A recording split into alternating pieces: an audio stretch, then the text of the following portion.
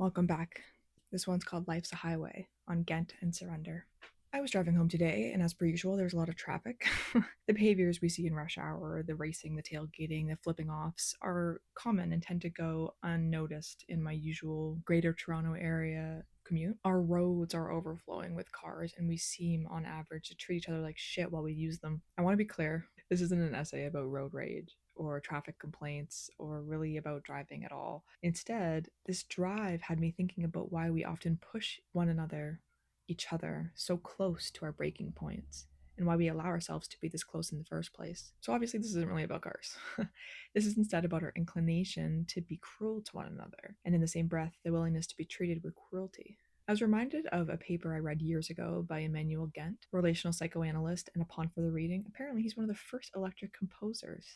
DJ Ghent, go figure. My mind was brought to this paper, written in 1990, Masochism as a Perversion of Surrender. Now you're like, okay, how does this go from road rage to masochism? But we'll get there. We'll get there. Though Ghent refers to masochism in both the sexual and characterological meanings, I want to focus on the latter, mainly because without proper attention, some of these ideas can seem like kink shaming, and I don't have the time to navigate that entire side of the conversation. Instead, I want to talk about sadism and masochism as distortions of the goal of surrender. I'll try to make it clearer as we move on. So, sadism, in the characterological sense, is the tendency to derive pleasure from the pain of others. It's important that we expand our scope beyond sex to various forms of pleasure and pain. For this conversation, we need to escape the tendency to associate sadism with BDSM. Pain can be emotional, physical, psychological, environmental, etc. The gist is we are harming something in some capacity and we enjoy it for any number of reasons. Masochism is a little more layered. Masochism is the tendency to derive pleasure from our own pain. Remember, to have that expanded scope, we put ourselves in positions of hurt because it is in some way enjoyable. Again, there's nuance to this, but we'll come back to all that. Now, surrender is something I really want to focus on and clear that up before we get into anything else, mainly because it's what Ghent wrote the entire paper about, and it combined with other relational psychoanalytical thoughts and ideas at the time of his writing. Particularly, Ghent looks to D.W. Winnicott, a man whose ideas are honestly super fascinating, and maybe I'll write something or talk about something like that someday. But Winnicott has entire works written on something called transitional experience, or the space between one experience and another. It's a realm of illusion and may be more easily understood as a state of experience that happens between inner and outer worlds. We'll get to that later. His famous example is play, the same kind, with kids and their toys, and creation, like musicians, artists, cooks, etc. Winnicott spent much of his career looking to our psychic development through childhood to note the adoptive, progressive, and regressive attributes that come from spending time in these experiences. For the most part, Winnicott notes that they are progressive. There's much more to say on that, but for now we'll say that Winnicott believes faith, surrender, and initial stages of creativity and our processes of symbol formation find a center point in transitional experience. These are all opportunities to exist in this type of space, and it's important to note that these spaces all occur right now in the present. Think of it as being in the zone. So back to surrender. There are a few characteristics Ghent presents which demonstrate how his definition strays from typical Western notions of surrender as like defeat, white flag.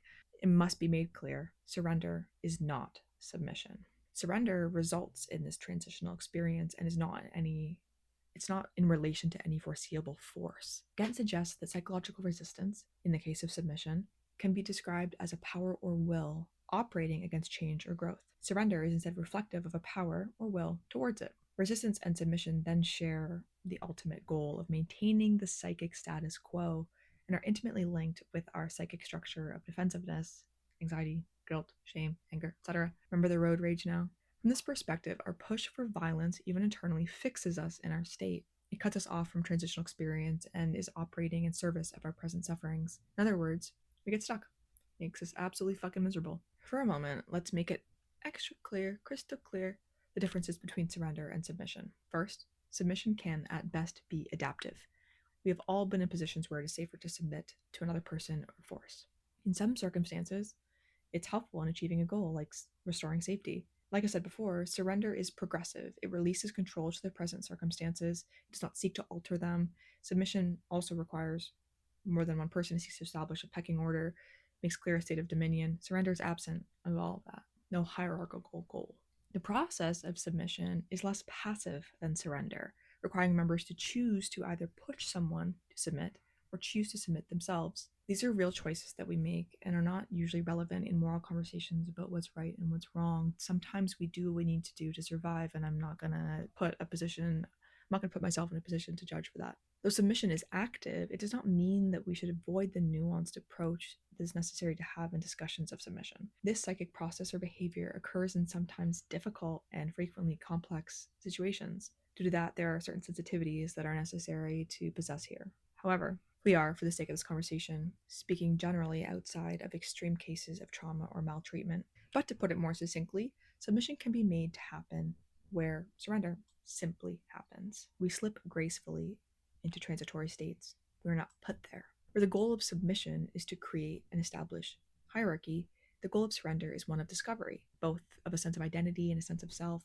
We hope, through surrender, to achieve an uncovering of the self, one where we can be relieved of our separateness through the dissolution of the ego, or ego death. That said, surrender has its aim of finding a sense of wholeness and unity with others, a connection and identification of self through totality that occurs almost instinctually, like our brains are hardwired to slip into these brief pockets of seemingly infinite and liminal space. It can bring about feelings of clarity, but also, feelings of death and dread. Despite this, Winnicott believed overall that the outcomes of spending time in these transitional experiences are overall positive. Think about when you lose track of time doing something you love, or invest in the arts and relieve yourself creativity, find yourself through creativity. But like most things, idleness can create discomforts. For comparison, think of the anxiety you may feel the first time you meditate. Still, he suggested that there was something restorative about this human proclivity. Now, brief checkpoint. If you're still wondering how I'm going to tie in the road rage, I'll get there.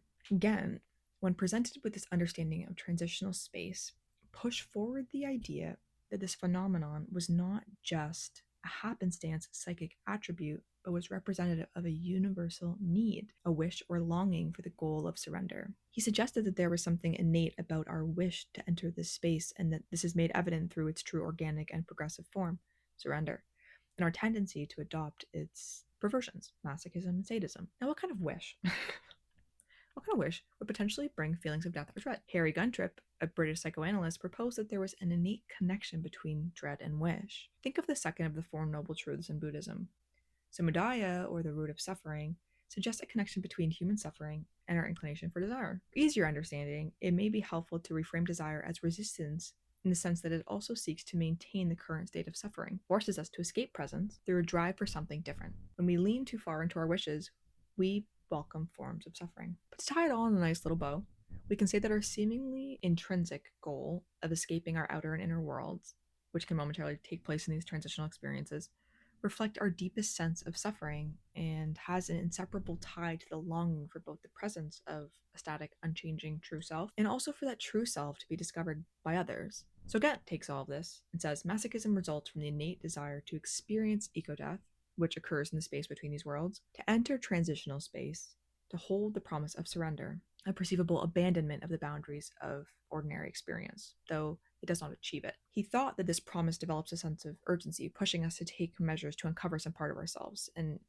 or of others in the case of sadism. In short, sadism can be reframed as the distorted longing to see another's true self, and masochism is the misshapen longing to have oneself be seen. This is all to say that perhaps subconsciously, we just want to relate to one another. We want to be met halfway and be known deeply and intimately. When we're stuck in traffic, we wonder why the drivers on the road don't sense our own urgency, why we fail to sense theirs. I think in many ways we want to. In sadism, we use destruction or violence in the full breadth of the term to distinguish the subject outside of oneself. Can I separate us? Can I reinforce the idea that I'm alone in the cosmos? Can I confirm my sense of separateness? This is far from surrender, but rather forced hierarchy and a reduced sense of self beyond the context of totality. I think it seems rather lonely, but we do it every day, and we do it anyways. In masochism, we use submission as an avenue for being found. We think, for whatever reason, that we must move through submission to signal to others that there is something to uncover. Paired with the longing for the sense of the true self, we hope that our submission will prove to others something about ourselves. Maybe if I do this, they'll see some part of me and they'll understand, or they'll love, or they'll care. Maybe if I submit to my circumstances, something will tear me apart and I'll share my soul with something, someone, somewhere. But what if there's no soul to share? What if there's no separateness beyond corporality? What if we allow ourselves to instead take a role that avoids cruelty altogether? Can we neither partake in cruelty nor accept it as it is brought unto us? There must be a balance somewhere. Maybe this longing can be addressed through our own presence, as suggested by the third Buddhist noble truth. We can take our time and stop giving a shit about being late or being cut off or traffic altogether. What if that's simply what we owe to one another? Maybe our dread makes us feel lonelier than we need to be, and maybe it ensures that loneliness has what it needs to maintain itself. It's a snake eating its own tail. I wonder if we can find a way to avoid choosing to align with the perversions of our intentions, to act despite our instincts, to maintain presence where we can. Maybe this would make for a kinder world and less honking on the fucking highway.